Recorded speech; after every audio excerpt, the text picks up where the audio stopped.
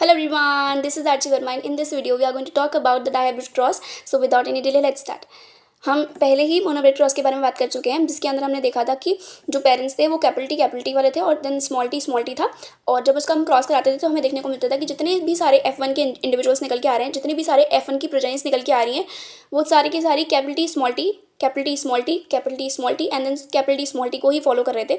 सारे के सारे टॉल थे, ठीक है, बस वो हेट्रोजाइगस कंडीशन के अंदर थे और जो पेरेंट्स थे वो होमोजाइगस के अंदर थे। नेक्स्ट जब हम इन्हीं की सेल्फिंग करा रहे थे, जो F1 के इंडिविजुअल्स थे, जब उन्हीं की सेल्फिंग करा रहे थे तो जितनी भी सारे इंडिविजुअल्स निकल के आ रहे थे हमारे F2 के अंदर वो अलग अलग थे। जैसे कि 3:1 का रेशियो हमें देखने को मिलता था फिनोटाइप के लिए, जिसमें कि 3 जो थे वो टॉल थे और 1 जो था वो डॉर्फ था, ठीक है। और जब हम जीनोटाइप का देखते थे तो जीनोटाइप में हमें 1:2:1 का रेशियो फॉलो करता था, इसमें कि 1 जो था वो कैपिटल टी था एंड देन जो 2 था वो कैपिटल टी स्मॉल टी था और जो स्मॉल टी था वो वापस 1 था, ठीक है, 1:2:1।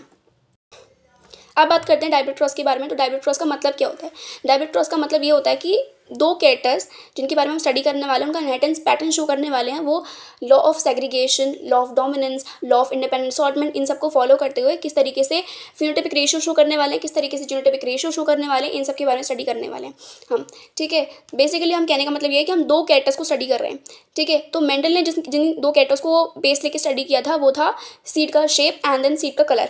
सीड का शेप में जो डोमिनेंट था वो राउंड था और जो रेसेसिव था वो हमारे पास रिंकल था, लेकिन जो सीड का कलर था बेसिकली वो हमारे पास येलो था डोमिनेंट और रेसेसिव जो था वो ग्रीन था। इनको डिनोट करने के लिए हमारे पास capital R and then small R capital round के लिए एंड स्मॉल आर जो है वो रिंकल के लिए। एंड उसी जगह पे जब हम बात करते हैं फॉर येलो एंड ग्रीन, तो येलो के लिए कैपिटल वाई है एंड जो ग्रीन है उसके लिए स्मॉल वाई है।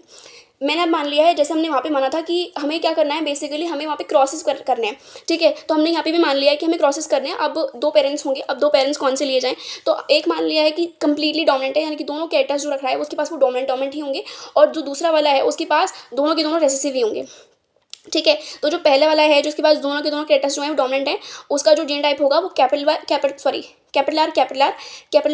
वाई है। और जो दूसरा पेरेंट है उसके पास स्मॉल वाई है।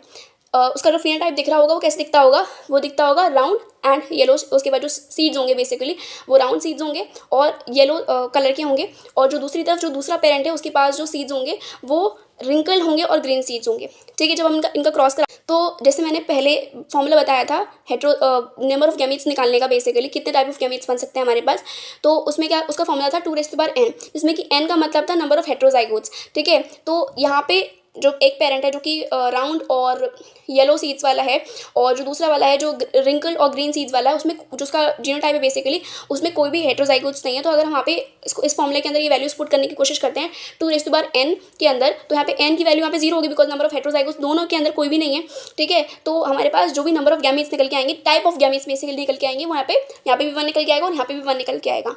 अब जब भी हम इनका पनेट स्क्वायर बनाते हैं, बेसिकली जो पनेट थे वो एक साइंटिस्ट थे और उन्होंने ये पनेट स्क्वायर का क्या बोलते हैं कॉन्सेप्ट था वो इंट्रोड्यूस किया था। और इसकी वजह से ना ये जो पनेट स्क्वायर है इसके थ्रू इसकी वजह से हम इजीली जो जीनोटाइप्स हैं उनकी स्टडी कर सकते हैं और साथ में फिनोटाइप्स की भी स्टडी कर सकते हैं आराम से, ठीक है। तो कहने का मतलब क्या है, जब भी हम इनके जो गैमीट्स बनने वाले हैं capital R capital Y and capital Y, और दूसरे वाले के स्मॉल वाई, ये जो भी गैमीट्स बनने वाले हैं उनको हम क्या करेंगे, पनेट स्क्वायर के अंदर रखने की कोशिश करेंगे। एक साइड एक पेरेंट के रखेंगे और एक साइड दूसरे पेरेंट के रखेंगे, इनकी क्रॉसेस बनाएंगे। तो हमारे पास जो फाइनली सारे के सारे, जैसे हमने वहाँ पे देखा था ना कि सारे के सारे टॉल इंडिविजुअल्स निकल के आ रहे थे और टॉल क्या था, डोमिनेंट कैरेक्टर था, वैसे ही यहाँ पे भी होगा।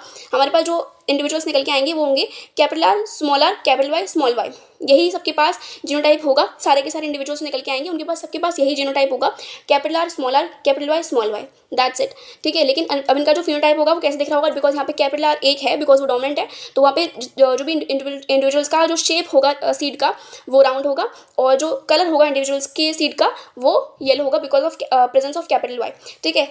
और उसके बाद जब हम इनकी वापस सेल्फिंग कराएंगे तो हमारे पास बहुत सारे गैमीट्स बन सकते हैं, बिकॉज हमने जैसे बताया मैंने कि हमने फॉर्मूला पढ़ा हुआ है 2n, ठीक है। और n का मतलब होता है नंबर ऑफ हेट्रोजाइगस, ठीक है। तो यहाँ पे जो हेट्रोजाइगस के इंडिविजुअल्स के चांसेस हेट्रोजाइगस चांसेस हैं capital R capital Y small Y के अंदर वो 2 हैं, ठीक है। तो हम यहाँ पे 2 की पावर 2 चढ़ाएंगे तो यहाँ पे 4 तरह के गैमीट्स बन सकते हैं, तो ठीक है। तो जब हम इसकी सेल्फिंग करेंगे वापस तो हमारे पास 4 gametes from the male parent और 4 gametes from the female parent ये निकल के आएंगे। और जब भी हम इनका पनेट स्क्वायर के अंदर जब हम इसका क्रॉस कराएंगे तो हमारे पास 16 तरीके की प्रोजेनिस बन रही होंगी, ठीक है। अब इनका जब रेशियो निकालते हैं हम फिनोटाइपिक रेशियो, तो हमारे पास जो फिनोटाइपिक रेशियो निकल के आएगा वो आएगा 9:3:3:1। और जब जीनोटाइपिक रेशियो के बारे में बात करते हैं तो 1:2:1:2:4:2:1:1 इतना बड़ा सा रेशियो निकल के आएगा। बात करते हैं फिनोटाइपिक रेशियो क्या चीज़ किसको डिनोट करती है, तो 9 वाले जो इंडिविजुअल्स हैं 9:3:3:1 के अंदर वो 9 जो है वो हमारे पास कंप्लीटली डोमिनेंट यानी कि जो राउंड है और येलो है उसको डिनोट कर रहा है, यानी कि 9 इंडिविजुअल्स ऐसे होंगे जिनके पास जो सीड होगा वो राउंड होगा और येलो होगा, और जो 3 ऐसे इंडिविजुअल्स होंगे जिनके पास जो सीड होगा वो राउंड होगा लेकिन ग्रीन कलर का होगा, और 3 ऐसे इंडिविजुअल्स होंगे जिनके पास जो सीड होगा वो हमारे पास रिंकल होगा लेकिन येलो होगा, और एक ऐसा इंडिविजुअल होगा जिसके पास रिंकल और ग्रीन सीड होगा। दैट्स इट, ठीक है। अब बात करते हैं कि जो जीनोटाइप है उसमें आपको देखना पड़ेगा पनेट स्क्वायर के अंदर कि बहुत सारी चीज़ें बन सकती हैं। अब बात करते हैं अगर हमारे पास 2 कैरेक्टर्स ना हो करके बहुत सारे कैरेक्टर्स हमें स्टडी कर रहे हो, ठीक है, अभी तो सिर्फ 2 थे, ट्राई हाइब्रिड क्रॉस भी होता है और भी बहुत सारे क्रॉसेज होते हैं, तो अगर हमें बहुत सारे कैरेक्टर्स को एक साथ में स्टडी करना हो तो हम पनेट स्क्वायर के थ्रू हम इजीली चीज़ें नहीं कर सकते, बहुत ज़्यादा हेक्टिक हो जाएगा टास्क। तो हमारे पास कुछ चीज़ होनी चाहिए जिसकी तरह से हम इजीली चीज़ों को डील कर सकें, इजीली जो क्रॉसेज हैं उनको बना सकें और समझ सकें, ठीक है। तो हमें क्या करना है, सिंपल से बताती हूँ। जैसे हमने क्या किया कि आपको बस सोचना ही नहीं कि यहाँ पे 2 इमेज हैं, सॉरी आपको सोचना ही नहीं है कि यहाँ पे 2 कैरेक्टर्स हैं या फिर जितने भी हैं, इवन अगर मान लो हम 3 के बारे में स्टडी करें तो आपको सोचना ही नहीं है कि हमारे पास 3 कैरेक्टर्स हैं स्टडी करने के लिए, आपको बस ये सोचना है कि हम एक कैरेक्टर की स्टडी कर रहे हैं, आपको बस सोचना है, ठीक है। जैसे कि मैंने बताया कि हमारे पास हम 2 कैरेक्टर अभी फिलहाल स्टडी कर रहे हैं, ठीक है, एक तो था सीड का शेप और एक था सीड का कलर, ठीक है। तो आप अभी इतना दिमाग में रखो कि अभी हमें सिर्फ और सिर्फ सीड का शेप रखना है, ठीक है, सीड का शेप के बारे में स्टडी करनी है। तो जैसे अगर हम इसको as a monohybrid cross के बारे में स्टडी करने लगे तो हमारे पास जो F2 जनरेशन के लिए जो फिनोटाइप आता था वो आता था 3:1। जैसे हमने पढ़ा था मोनो हाइब्रिड क्रॉस के लिए जो हमारे पास फिनोटाइपिक रेशियो आता था वो आता था 3:1, और अगर हम जीनोटाइप के बारे में बात करते तो हमारे पास आता था 1:2:1, ठीक है। ये हो गया एक कैरेक्टर के लिए। दूसरे कैरेक्टर यानी कि दूसरा कैरेक्टर कौन सा हो जाएगा, दूसरा कैरेक्टर हमारे पास हो जाएगा जो सीड का कलर था, ठीक है। तो वहाँ पे भी अगर उसको भी as a monohybrid cross की तरह से ट्रीट करें हम तो हमें वहाँ पे भी जो F2 जनरेशन के लिए जो फिनोटाइपिक रेशियो मिलेगा वो वापस से ऐसे मिलेगा 3:1, ठीक है। और F2 जनरेशन के लिए वापस हम जब जीनोटाइपिक रेशियो देखेंगे तो हमें वापस वैसी रेशियो मिलेगा 1:2:1। अब हमें क्या करना है, अब हमें एज अ होल इनका F2 जनरेशन का रेशियो निकालना है एज अ डाइहाइब्रिड क्रॉस। तो हम क्या करेंगे, इनका फिनोटाइपिक रेशियो को जो दोनों के निकल के आए as a monohybrid cross उनको मल्टीप्लाई करना है, दैट्स इट। जैसे हम आप पढ़ते थे 3:1, 3 दिखाता था डोमिनेंट पेरेंट के लिए, कितने सारे 3 जो हैं वो डोमिनेंट इंडिविजुअल्स हैं, या जैसे हम वहाँ पे देखते थे तो टॉल आते थे, ठीक है, और 1 जो था वो रिसेसिव था, ठीक है, जो कि डॉर्फ था। लेकिन अगर हम यहाँ पे बात करते हैं फॉर द सीड का शेप, तो यहाँ पे जो डोमिनेंट है वो राउंड है, यानी कि 3 जो आएंगे वो राउंड इंडिविजुअल्स आएंगे और एक जो आएगा वो रिंकल आएगा, ठीक है। और यहाँ पे जब हम कलर की बारे में बात करते हैं तो कलर 3:1 में जो 3 होंगे वो येलो होंगे और एक जो आएगा वो हमारे पास ग्रीन आएगा, ठीक है। जब हम इनका आपस में क्रॉस करेंगे या मतलब क्रॉस नहीं मल्टीप्लाई, जब इनको आपस में हम करेंगे तो क्या करना है, हमें इनको सिर्फ और सिर्फ मल्टीप्लाई करना है। 3 का 3 से मल्टीप्लिकेशन, 3 का 1 से मल्टीप्लिकेशन, 1 का वापस 3 से मल्टीप्लिकेशन एंड 1 का वापस से 1 से मल्टीप्लिकेशन, ऐसे करके हम जब करेंगे तो हमें रेशियो मिलेगा 9:3:3:1, ठीक है। करके देख लेंगे, वापस बताती हूँ। देखो हमने जब यहाँ पे जो एस का राउंड का मैंने क्या बोला था, फिनोटाइपिक रेशियो निकल के आएगा 3:1, यहाँ पे भी निकल के आएगा 3:1 फॉर द फिनोटाइप। जब हम इनका आपस में मल्टीप्लिकेशन करेंगे, ठीक है, जैसे हम नॉर्मल मल्टीप्लिकेशन करते हैं तो हम क्या करते हैं कि 3 जब ऐसा समझ लो कि ब्रैकेट के अंदर है चीज़ें, ब्रैकेट के अंदर 3 मल्टीप्लाइड 1 लिखा है, सॉरी 3:1 लिखा है, और दूसरे ब्रैकेट के अंदर 3:1 लिखा है। अब हमें क्या करना है, हमें इस ब्रैकेट की चीज़ें जो है उस वाले ब्रैकेट के साथ में मल्टीप्लिकेशन करनी है सब कंप्लीटली, ठीक है। तो हमें क्या करना है, इस वाले ये वाला जो 3 निकल के आया है फॉर द सीड का शेप, इस 3 का मल्टीप्लिकेशन इसके 3 से करना है, यानी कि जो सीड का कलर निकल के आया है उसके 3 से करना है।